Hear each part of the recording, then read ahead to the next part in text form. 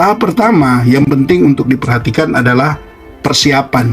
Persiapan ini ibarat lagi menanam benih dengan niat yang jelas. Masuk pada tahapan yang kedua. Eksekusi di sini artinya kita mulai berkarya dengan irama. Masuk pada bagian terakhir, evaluasi. Berkaca bukan untuk supaya cantik, ganteng, tapi untuk naik level. Membangun channel YouTube bukan sekedar urusan upload video, tapi proses menemukan. Jadi gini, kalau kamu udah sampai di bagian ini, artinya kamu bukan sekedar penasaran dengan YouTube, tapi kamu memang serius, pengen mulai. Mulai dari nol, konten sampai goal. Kamu pengen mulai YouTube, tapi bingung harus mulai dari mana. Kamera belum punya, ide masih mentah, dan takut lagi ngomong di depan kamera. Tenang, semua YouTuber besar juga dulu mulai dari nol. Yang bikin mereka beda cuma satu. Mereka tahu langkah kecil mana yang penting untuk dimulai sekarang. Nah, pertanyaannya, Anda sudah tahu belum? Nah, di video ini kita bakal bahas cara membangun channel YouTube dari nol, tapi bukan asal bikin. Kita bahas yang strategis, rapi, dan berkelas supaya kamu nggak cuma mulai tapi juga bertumbuh, berkembang channelmu. Membangun channel YouTube dari nol dengan benar. Segala sesuatu yang besar itu pasti berawal dari langkah kecil yang dilakukan dengan benar dan terus-menerus. Nah, tahap pertama yang penting untuk diperhatikan adalah persiapan. Persiapan ini ibarat lagi menanam benih dengan niat yang jelas. Garis bawah itu, niat yang jelas. Nah, dalam persiapan ini setidaknya persiapkan pertama email, nomor HP, dan juga bisa yang disebut dengan email pemulihan. Kenapa ini penting? Karena sangat disayangkan kamu sudah capek bikin video, kamu sudah berusaha semaksimal mungkin membangun channelmu, tetapi di dalam perjalanan menuju kesuksesan justru email Anda mungkin dihacker, Anda lupa password dan kesulitan untuk masuk. Nah, ini kan pasti akan mengganggu. Walaupun terkadang masih bisa kembali, tetapi itu pun melalui usaha yang cukup besar. Maka perhatikan baik-baik dari awal.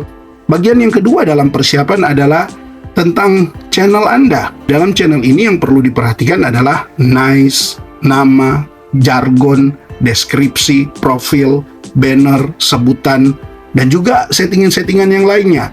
Nah, ini penting. Seringkali ini diabaikan. Dipikir yang penting ya upload aja. Padahal nanti di belakang justru ketika Anda mulai paham bahwa ternyata nice itu penting. Sayang, sudah cukup banyak waktu yang terbuang. Ternyata nama itu juga penting. Tapi sayang, waktu sudah terbuang begitu banyak. Pastikan Anda punya nice yang benar, di mana Anda pilih topik yang Anda sukai dan juga Anda bisa nikmati dalam perjalanan nanti. Karena ini berbicara tentang passion plus konsistensi. Nah, ini yang akhirnya bisa membuat channel Anda itu bisa menjadi awet. Penting juga untuk selalu untuk nama channelnya itu bisa sesimpel mungkin. Unik tapi punya sesuatu yang bisa ditampilkan. Makanya tidak asal pilih. Makanya ini perlu diperhatikan dari awal. Dan juga yang penting adalah jargon. Nah, jargon ini kan punya kekuatan tersendiri. Ketika Anda merekam video, baik itu di awal maupun di akhir, channel kamu itu jadi lebih berkarakter. Ya, kalau di saya yang saya susun di channel ini, yaitu jargonnya kan yang saya pakai adalah mulai dari nol, konten sampai goal. Ini cocok kan dengan channel saya, dan itu yang bisa diterapkan. Di akhir juga bisa Anda terapkan, seperti contoh yang saya pakai adalah YouTuber pemula, semua ada awal. Mulailah dari sekarang. Ini akan berusaha saya pakai semampunya. Walaupun terkadang setelah suatu channel itu jadi semakin besar, mungkin itu sudah tidak terlalu berpengaruh. Tetapi untuk pemula ini sangat pengaruh. Pengalaman saya di channel sebelumnya itu sangat-sangat berpengaruh. Ternyata itu menarik banyak minat sehingga dapat subscriber yang loyal. Walaupun dengan video-video yang boleh dibilang sangat-sangat sederhana karena keterbatasan saya. Nah, jadi penting juga untuk jargon, itu akan menghidupkan channel Anda.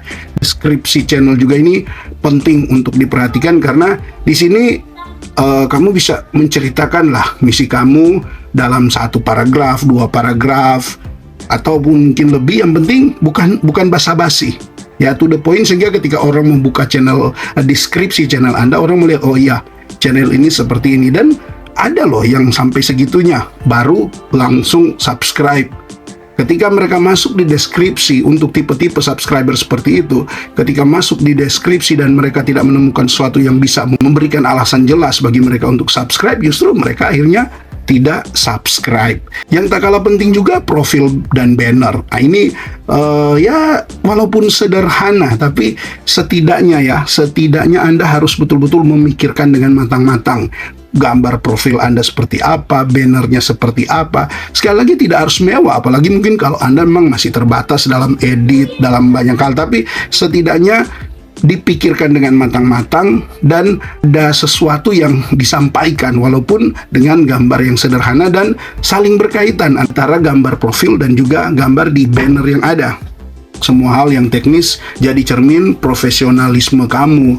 Dan ini memang seringkali dianggap sesuatu yang biasa-biasa saja, tetapi sebenarnya Anda akan dapat keuntungan yang jauh lebih besar jika Anda memperhatikan ini dari awal. Pengalaman saya, ada beberapa bagian yang saya tidak perhatikan dari awal. Memang channelnya bertumbuh tetapi kurang maksimal. Dan setelah saya memperhatikan, saya coba menata ulang hal-hal ini, akhirnya saya melihat betul-betul ada perubahan drastis, baik dari jumlah view maupun juga dari penambahan subscriber itu jadi lebih banyak. Dan saya berpikir, kenapa ya saya tidak mulai itu dari awal? Padahal waktu awal-awal konten lalu untuk membangun channel saya yang sudah dimonetisasi, itu sebenarnya saya sudah tahu, saya sudah sering dengar dari YouTuber-YouTuber yang lain yang membahas ini, tetapi ya menganggap itu sesuatu yang tidak penting. Tapi pada kesempatan ini saya mau bahas, saya mau sampaikan bahwa ini juga merupakan bagian yang penting. Channel yang punya arah dan identitas akan jadi lebih menarik bagi audiens yang tepat, ya. Karena Anda punya arah, channel Anda jelas, audiens juga yang akan datang itu adalah audiens yang tepat. Mereka yang ketika subscribe, mereka akan jadi penonton yang loyal. Bahkan ada pun yang sekalipun mereka tidak subscribe, tetapi mereka jadi penonton yang loyal di channel Anda, karena mereka melihat bahwa channel Anda itu punya arah dan identitasnya itu jelas, sehingga ya itu yang akan menarik buat mereka. Kemudian persiapan berkaitan dengan studio. Ya, dalam hal ini kan kamu nggak butuh ruang yang wow, mewah dengan lampu-lampu dan lain sebagainya. Setidaknya yang kamu butuhkan adalah ya setidaknya ada ruangan yang nyaman lah, dengan pencahayaan yang cukup kalau Anda mau merekam wajah Anda, ya seperti itu. Dan juga latar belakang yang setidaknya rapi lah, bisa menunjang mood Anda ketika Anda sedang bekerja. Dalam artian kata, ini kan kreativitas itu bukan soal alat, tapi soal suasana. Kita masuk pada tahapan yang kedua. Nah, dalam eksekusi di sini artinya kita mulai berkarya dengan irama. Ya, harus ada iramanya. Kita setidaknya coba mulai dengan membuat ya minimal 10 topik video untuk awal. Ya, Anda berusaha saja untuk buat itu. Jangan dulu sibuk dengan jumlah views-nya, jangan dulu sibuk dengan penambahan subscriber-nya, tetapi fokus aja dulu untuk bisa memproduksi 10 video yang tentunya sekalipun dalam keterbatasan Anda berilah yang terbaik yang bisa Anda berikan. Martin kata ini kan sebelum kamu rekam, pastikan untuk siapkan roadmap-nya dulu. Ya setidaknya tulis 10 ide video sesuai dengan nice, bikin judul yang bagus, garis besar, juga isinya, dan gaya penyampaian itu Anda sudah harus pikirkan seperti apa. Tujuannya ya juga harus jelas, supaya kamu nggak kehilangan arah di tengah jalan, karena channel yang hidup adalah yang tahu akan kemana. Ya tentu kamu tahu kemana kalau dari awal kamu sudah mempersiapkan segala sesuatunya. Kan 10 ide itu ya buatlah semenarik mungkin, dan yang paling penting adalah saling berkaitan satu dengan yang lainnya, dan tetap pada topik channel atau tetap pada nice channel. Jadi gini, karya terbaik bukan yang paling viral, tapi yang paling berkelanjutan. Bagaimana dengan alat? Nah, alat kan sebenarnya ya mau itu kamera, HP, laptop, dan kawan-kawannya. Setidaknya gunakan apa yang kamu punya sekarang. Jangan dulu terlalu sibuk. Mau cuma punya HP ya, mulailah dari HP. Jadi intinya dengan HP biasa-biasa saja, mic yang biasa-biasa saja, plus dengan editing yang ya boleh dibilang basic, itu cukup banget untuk Anda mulai. Karena alat yang bagus itu cuma bonus, tapi semangat berkarya itu investasi. Nah, apa yang Anda investasikan di channel Anda? Jangan cuma investasikan harapan, jangan cuma investasikan hayalan yang tinggi, wah nanti jadi viral video saya dan bla bla bla bla, tanpa memperhatikan hal-hal seperti ini. Kita masuk di syuting dan editing. Syuting itu bukan soal tampil sempurna, tapi soal menyampaikan pesan Anda itu dengan jujur. Nah, kalau editing gimana? Ya fokus aja ke storytelling, ritmenya, dan kenyamanan visual. Walaupun memang ini kan ya berproses ya, tidak langsung jadi. Tentu ya berproses dengan segala yang Anda punya. Seiring waktu juga semuanya akan jadi lebih baik dari semula. Konten yang enak ditonton itu bukan karena efeknya heboh, tapi karena narasinya kuat dan ingat, tulus. Kalau kita menyampaikan sesuatu dengan tulus, biasanya itu tidak membuat kita jadi seperti orang yang merekayasa. Tapi kalau tulus itu akan keluar dengan sendirinya, apalagi kalau itu berbicara tentang pengalaman kita. Nah, masuk ke tahap selanjutnya untuk eksekusi ada upload. Ya, dalam upload ini juga yang menjadi kesalahan saya di awal-awal lalu, tidak memperhatikan SEO-nya. Dulu sudah belajar tentang SEO, tapi ya merasa terlalu ribet, merasa terlalu rumit. Ternyata enggak juga. Kalau kita biasakan, mungkin 1, 2, 3 video ya ribet. Tapi setelah masuk ke 4, 5 video, apalagi sampai tadi kan setidaknya 10 video. Sampai ke 10 video, biasanya untuk SEO ini Anda akan bisa mulai terbiasa dan bisa lebih baik lagi, makin lama makin baik. Intinya di sini begini ya, soal SEO ini, rancang dulu judul yang menarik. Dan ingat, ini bukan yang menipu atau yang dikenal dengan clickbait. Walaupun ya seperti agak dibesar-besarkan, tapi memang itu dibahas di dalam video kamu, ya itu juga nggak masalah. Yang penting bukan menipu. Masuk pada deskripsi, itu juga harus mengandung kata kunci dan tag-nya itu harus relevan. Ya, Anda bisa lihatlah channel-channel yang besar, atau bisalah Anda lihat di deskripsi video saya bagaimana saya melakukan itu. Itu sebenarnya sangat-sangat basic ya, sangat-sangat dasar, dan sebenarnya sangat-sangat mudah, asalkan ya mau belajar aja. Nah, kalau soal thumbnail gimana? Anggap aja thumbnail itu kan kayak cover lagu. Ya tentu di situ harus menggoda untuk penonton itu bisa klik. Nah, jadi setelah SEO itu Anda bisa imbangi, Anda bisa mulai terus pelajari dan terapkan di channel Anda, ya lanjutkan dengan konsisten ya, tetap konsisten untuk jadwal upload. Konsisten di sini kan bukan cuma soal disiplin, tapi bagaimana Anda membuat komitmen pada penonton dan juga diri Anda sendiri. Nah, memang dalam perjalanannya ya kita akan seringkali ketemu dengan bosan, bahkan juga ya kecewa lah dengan hasil yang ada.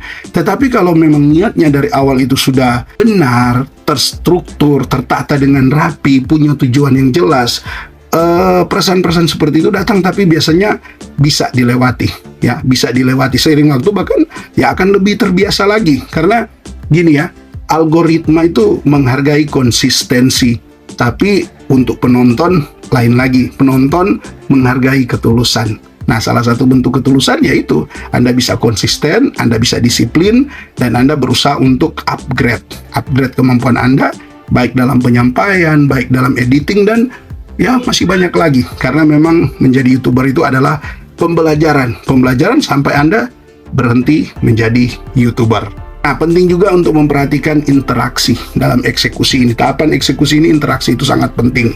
Seperti membalas komentar, juga Anda bisa mengajukan pertanyaan untuk ya setidaknya memancing diskusi. Jangan anggap audiens itu cuma sebagai angka. Wah, yang nonton 500, wah yang komen 20. Bukan seperti itu. Mereka itu manusia, dan komunitas yang tumbuh dimulai dari percakapan. Maka kalau mereka sudah memulai percakapan, kenapa Anda tidak meladeni?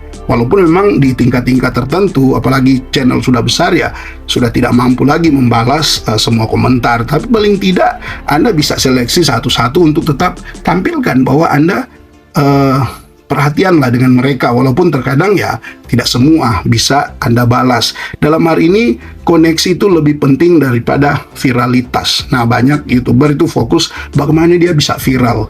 Padahal viral itu terkadang Anda bisa viral satu video, tapi kalau Anda tidak punya koneksi yang bagus, maka otomatis video-video selanjutnya itu bisa tidak sebaik yang awal. Tetapi oke, video Anda mungkin ya biasa-biasa aja, rata-rata lah seperti itu, tetapi makin hari koneksinya makin terbangun dan Anda mendapatkan penonton-penonton yang loyal, maka itu jauh lebih baik daripada sekedar viral.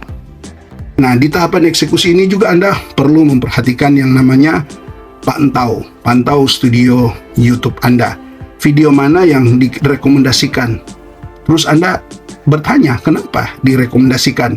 Amati juga gaya, durasi, hook, lalu ya replikasi dengan versi baru yang lebih kuat. Nah, setiap video kan ketika Anda upload itu, Anda harus memperhatikan rekomendasi ini, rekomendasi dari YouTube. Apa sih sebenarnya yang membuat video ini jadi lebih banyak ditonton, bahkan lebih lama ditonton dari video yang lainnya? Biasanya itu ada, paling tidak itu ada satu yang membedakan, entahkah judulnya, entahkah thumbnailnya, entahkah itu isi videonya, dalam hal ini hooknya, durasinya juga, atau mungkin apalah, yang pasti ada sesuatu yang membedakan. Nah, Anda harus berjuang untuk menemukan itu dan kemudian Anda terapkan di video-video selanjutnya, dan itu memang ya berproses ya. Anda memperhatikan dengan benar, Anda amati, Anda tiru, Anda modifikasi, itu namanya beradaptasi. Kalau meniru tanpa arah itu sama saja cuma sekedar ikut-ikutan. Nah, kita masuk pada bagian terakhir, evaluasi. Nah, di bagian ini kan kita berkaca bukan untuk supaya cantik, ganteng, tapi di bagian ini kita untuk naik level. Nah, penting untuk memperhatikan yang pertama kualitas video. Ya, terus kita tingkatkan kualitas videonya. Mau dari narasinya, mau dari visualnya, mau dari apapun itu, kualitas video itu kita terus belajar untuk meningkatkan. Seperti contoh, dulu saya itu kalau mengupload di channel saya sebelumnya, ya paling supaya cepat ya, karena pengen cepat ya. Untuk kualitas videonya paling ya 720 sudah cukup puas.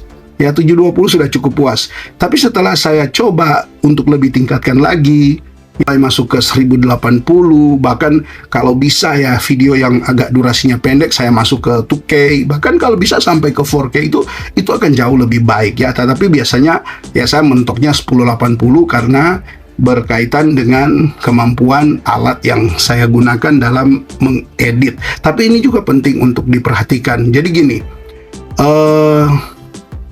coba tonton ulang konten lama dan kemudian Anda bandingkan dengan konten yang terbaru. Apakah pembawaanmu makin tajam? Apakah audionya makin jernih? Apakah editing makin smooth? Ya, evaluasi bukan buat nyinyir diri sendiri, tetapi untuk merayakan proses. Nah, ini kan Anda yang lebih tahu, karena orang hebat bukan yang selalu benar, tapi yang berani belajar dari dirinya yang kemarin, untuk hari esok bisa lebih baik lagi. Nah, dalam evaluasi ini juga penting untuk perkembangan channel. Gunakan data yang ya bisa jadi kompas.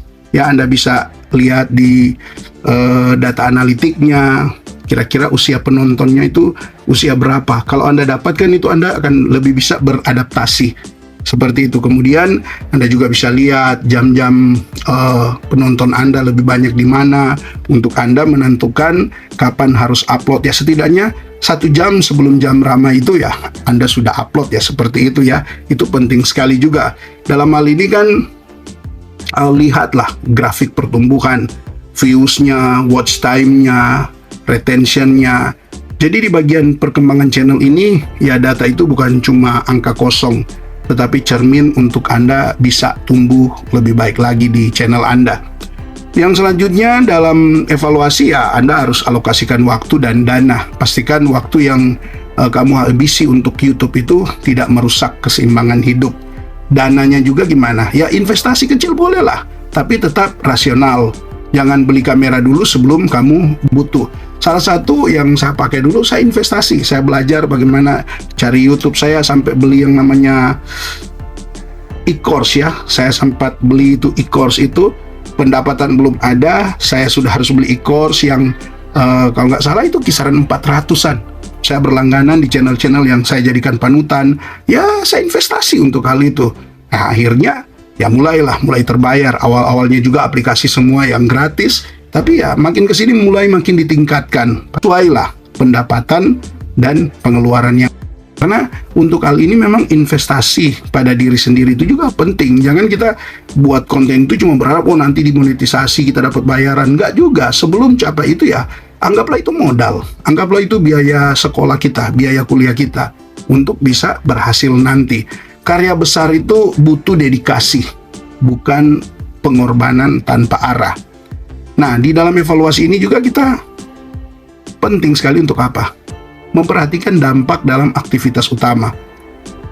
Sederhananya gini, ada pekerjaan utama Anda yang memang itu yang menghidupi misalnya keluarga Anda, tapi justru Anda lebih fokus ke YouTube.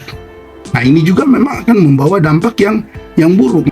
Cek apakah YouTube mendukung pekerjaan atau belajar kamu, atau justru bikin berantakan. Nah, ini yang harus diperhatikan. Jangan sampai cuma karena ya berkhayal tinggi dengan YouTube, tapi pekerjaan berantakan, sekolah berantakan. Ini harus dihindari. Kalau mau lanjut ya paling tidak itu selaras ya. Kalau dia selaras, pekerjaan Anda tetap jalan, studi Anda juga tetap jalan, walaupun terkadang Anda harus ya lebih banyak waktu lagi untuk diluangkan menekuni per-YouTubean ini, yaitu lanjutkan, itu bagus.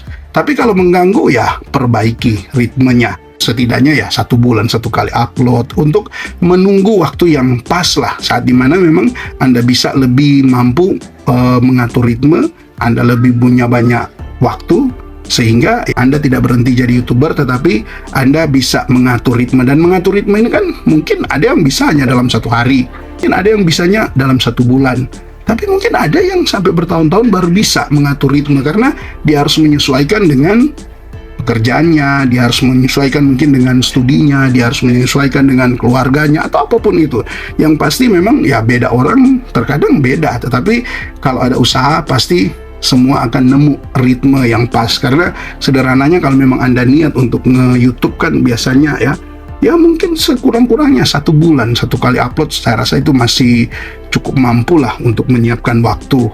Dalam evaluasi di sini yang paling terakhir adalah apa? Kembali ke persiapan atau eksekusi, artinya kembali ke langkah awal.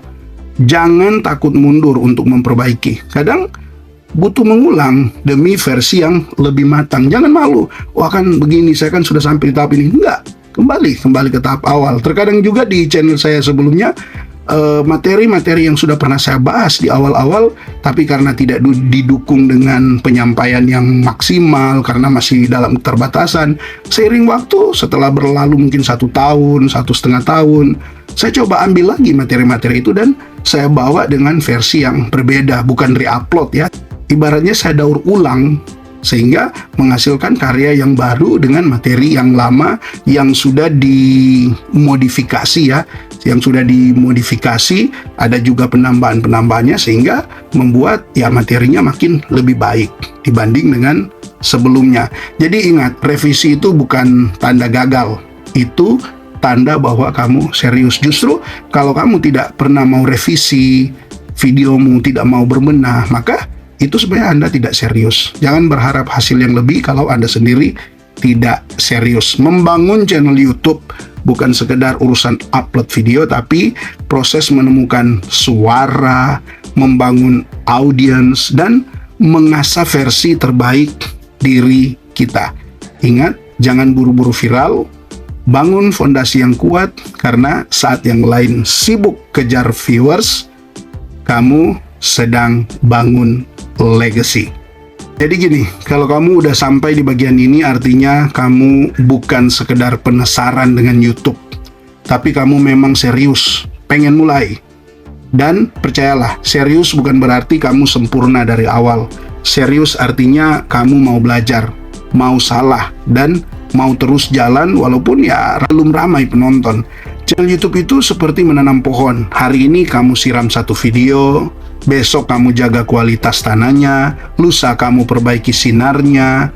Nggak langsung berbuah, tapi ketika waktunya datang, hasilnya bisa luar biasa. Jadi jangan tunggu momen sempurna untuk memulai, karena justru dengan memulai, kamu sedang menciptakan momen-momen sempurnamu sendiri. Gas terus, berkarya dengan hati, dan biarkan channel YouTube-mu tumbuh jadi ruang yang bermanfaat dan penuh inspirasi. YouTuber pemula, semua ada awalnya. Mulailah dari sekarang.